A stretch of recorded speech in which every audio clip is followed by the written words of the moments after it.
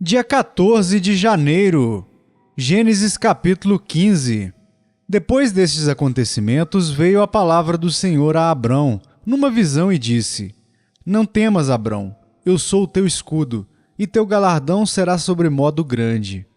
Respondeu Abrão: Senhor Deus, que me haverás de dar se continuo sem filhos, e o herdeiro da minha casa é o Damasceno Eliezer? Disse mais Abrão: A mim não me concedeste descendência, e um servo nascido na minha casa será o meu herdeiro. A isto respondeu logo o Senhor, dizendo: Não será esse o teu herdeiro, mas aquele que será gerado de ti será o teu herdeiro. Então conduziu-o até fora e disse: Olha para os céus e conta as estrelas, se é que o podes.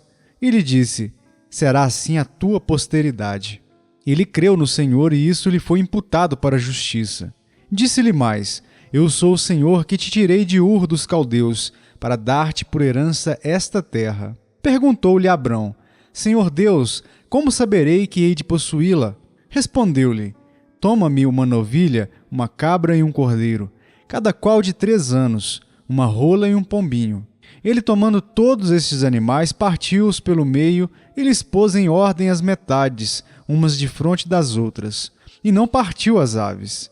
Aves de rapina desciam sobre os cadáveres, porém Abrão as enxotava. Ao pôr do sol, caiu profundo sono sobre Abrão, e grande pavor e cerradas trevas o acometeram. Então lhe foi dito: Sabe com certeza que a tua posteridade será peregrina em terra alheia, e será reduzida à escravidão e será afligida por 400 anos. Mas também eu julgarei a gente a que tem de sujeitar-se, e depois sairão com grandes riquezas. E tu irás para os teus pais em paz. Serás sepultado em ditosa velhice. Na 4ª geração tornarão para aqui, porque não se encheu ainda a medida da iniquidade dos amorreus. E sucedeu que, posto o sol, houve densas trevas, e eis um fogareiro fumegante e uma tocha de fogo que passou entre aqueles pedaços. Naquele mesmo dia, fez o Senhor aliança com Abrão, dizendo: A tua descendência dei esta terra, desde o rei do Egito até ao grande rio Eufrates, o Queneu, o Quenezeu, o Cadmoneu, o Eteu, o Ferezeu, os Refaíns, o Amorreu, o Cananeu, o Girgazeu e o Jebuseu. Mateus capítulo 14. Por aquele tempo ouviu o tetrarca Herodes a fama de Jesus e disse aos que o serviam: Este é João Batista. Ele ressuscitou dos mortos e por isso nele operam forças miraculosas. Porque Herodes, havendo prendido e atado a João, o metera no cárcere por causa de Herodias, mulher de Filipe, seu irmão, pois João lhe dizia: Não te é lícito possuí-la. E querendo matá-lo, temia o povo, porque o tinham como profeta. Ora, tendo chegado o dia natalício de Herodes, dançou a filha de Herodias diante de todos e agradou a Herodes, pelo que prometeu com juramento dar-lhe o que pedisse. Então ela, instigada por sua mãe, disse: Dai-me aqui num prato a cabeça de João Batista. Entristeceu-se o rei, mas por causa do juramento e dos que estavam com ele à mesa, determinou que lhe dessem, e deu ordens e decapitou a João no cárcere. Foi trazida a cabeça num prato e dada à jovem, que a levou à sua mãe. Então vieram seus discípulos, levaram o corpo e o sepultaram. Depois foram e o anunciaram a Jesus. Jesus, ouvindo isto, retirou-se dali num barco para um lugar deserto, à parte. Sabendo-o as multidões, vieram da cidade seguindo-o por terra. Desembarcando, viu Jesus uma grande multidão, compadeceu-se dela e curou os seus enfermos. Ao cair da tarde, vieram os discípulos a Jesus e lhe disseram: O lugar é deserto e vai adiantada a hora. Despede, pois, as multidões para que, indo pelas aldeias, comprem para si o que comer. Jesus, porém, lhes disse: Não precisam retirar-se. Dai-lhes vós mesmos de comer. Mas eles responderam: Não temos aqui senão 5 pães e 2 peixes. Então ele disse: Trazei-mos. E tendo mandado que a multidão se assentasse sobre a relva, tomando os 5 pães e os 2 peixes, erguendo os olhos ao céu, os abençoou. Depois, tendo partido os pães, deu-os aos discípulos, e estes às multidões. Todos comeram e se fartaram, e dos pedaços que sobejaram, recolheram ainda 12 cestos cheios. E os que comeram foram cerca de 5.000 homens, além de mulheres e crianças. Logo a seguir, compeliu Jesus os discípulos a embarcar e passar adiante dele para o outro lado, enquanto ele despedia as multidões. E despedidas as multidões, subiu ao monte, a fim de orar sozinho. Em caindo a tarde, lá estava ele só. Entretanto, o barco já estava longe, a muitos estádios da terra, açoitado pelas ondas, porque o vento era contrário. Na quarta vigília da noite, foi Jesus ter com eles, andando por sobre o mar. E os discípulos, ao verem-no andando sobre as águas, ficaram aterrados e exclamaram: "É um fantasma!" E tomados de medo, gritaram. Mas Jesus imediatamente lhes disse: "Tende bom ânimo, sou eu, não temais." Respondendo-lhe Pedro, disse: "Se és tu, Senhor, manda-me ir ter contigo por sobre as águas." E ele disse: "Vem." E Pedro, descendo do barco, andou por sobre as águas e foi ter com Jesus.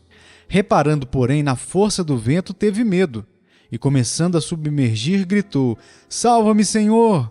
E prontamente Jesus, estendendo a mão, tomou-o e lhe disse: "Homem de pequena fé, por que duvidaste?" Subindo ambos para o barco, cessou o vento.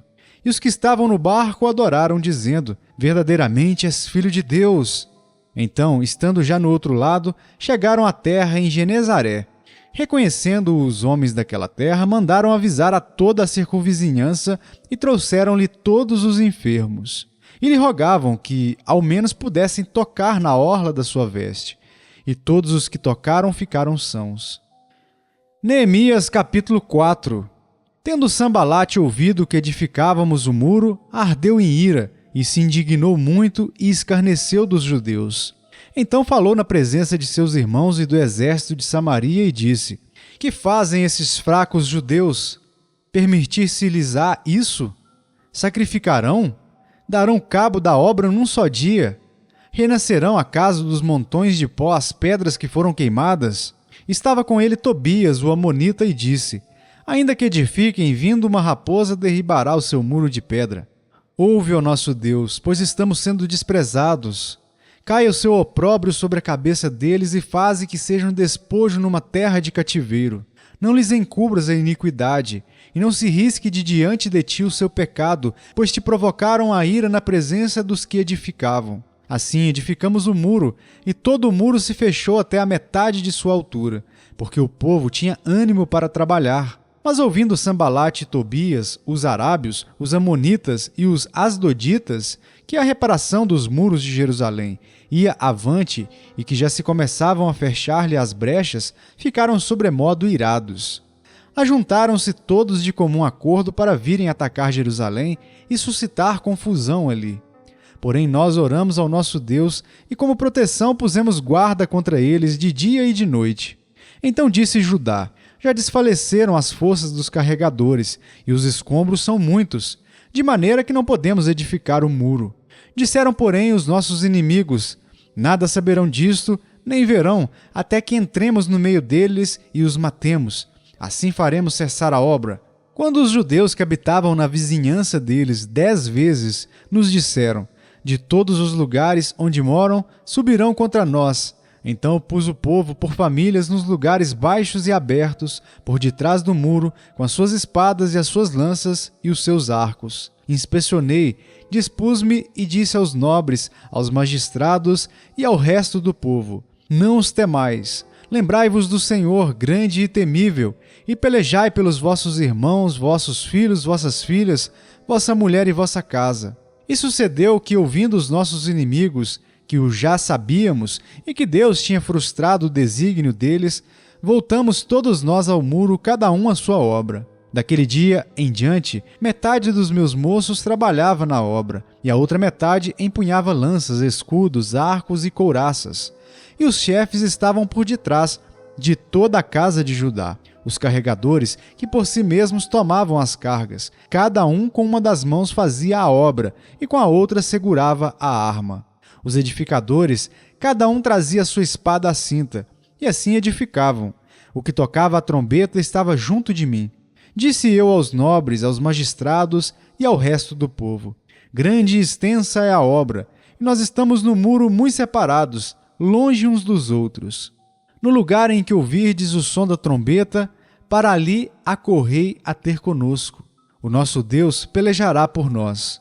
Assim, trabalhávamos na obra, e metade empunhava as lanças desde o raiar do dia até o sair das estrelas. Também nesse mesmo tempo disse eu ao povo: cada um com seu moço fique em Jerusalém, para que de noite nos sirvam de guarda e de dia trabalhem. Nem eu, nem meus irmãos, nem meus moços, nem os homens da guarda que me seguiam, largávamos as nossas vestes. Cada um se deitava com as armas à sua direita. Atos dos Apóstolos, capítulo 14. Em Icônio, Paulo e Barnabé entraram juntos na sinagoga judaica e falaram de tal modo que veio a crer grande multidão, tanto de judeus como de gregos. Mas os judeus incrédulos incitaram e irritaram os ânimos dos gentios contra os irmãos. Entretanto, demoraram-se ali muito tempo, falando ousadamente no Senhor, o qual confirmava a palavra da sua graça, concedendo que por mão deles se fizessem sinais e prodígios. Mas dividiu-se o povo da cidade. Uns eram pelos judeus, outros pelos apóstolos. E como surgisse um tumulto dos gentios e judeus, associados com as suas autoridades, para os ultrajar e apedrejar, sabendo-o eles, fugiram para Listra e Derbe, cidades da Licaônia e circunvizinhança, onde anunciaram o evangelho. Em Listra, costumava estar assentado certo homem aleijado, paralítico desde o seu nascimento, o qual jamais pudera andar. Esse homem ouviu falar Paulo, que fixando nele os olhos e vendo que possuía fé para ser curado, disse-lhe em alta voz: apruma-te direito sobre os pés. Ele saltou e andava. Quando as multidões viram o que Paulo fizera, gritaram em língua licaônica, dizendo: os deuses em forma de homens baixaram até nós. A Barnabé chamavam Júpiter e a Paulo Mercúrio, porque era este o principal portador da palavra. O sacerdote de Júpiter, cujo templo estava em frente da cidade, trazendo para junto das portas touros e grinaldas, queria sacrificar juntamente com as multidões. Porém, ouvindo isto, os apóstolos Barnabé e Paulo, rasgando as suas vestes, saltaram para o meio da multidão, clamando: senhores, por que fazeis isto? Nós também somos homens como vós, sujeitos aos mesmos sentimentos, e vos anunciamos o Evangelho para que destas coisas vãs vos convertais ao Deus vivo, que fez o céu, a terra, o mar e tudo o que há neles, o qual, nas gerações passadas, permitiu que todos os povos andassem nos seus próprios caminhos. Contudo, não se deixou ficar sem testemunho de si mesmo, fazendo o bem, dando-vos do céu chuvas e estações frutíferas, enchendo o vosso coração de fartura e de alegria. Dizendo isto, foi ainda com dificuldade que impediram as multidões de lhes oferecerem sacrifícios. Sobrevieram, porém, judeus de Antioquia e Icônio, e instigando as multidões e apedrejando a Paulo, arrastaram-no para fora da cidade, dando-o por morto. Rodeando-o, porém, os discípulos, levantou-se e entrou na cidade. No dia seguinte, partiu com Barnabé para Derbe, e tendo anunciado o evangelho naquela cidade, e feito muitos discípulos, voltaram para Listra e Icônio e Antioquia, fortalecendo a alma dos discípulos, exortando-os a permanecer firmes na fé, e mostrando que através de muitas tribulações nos importa entrar no reino de Deus. E promovendo-lhes em cada igreja a eleição de presbíteros, depois de orar com jejuns, os encomendaram ao Senhor em que haviam crido.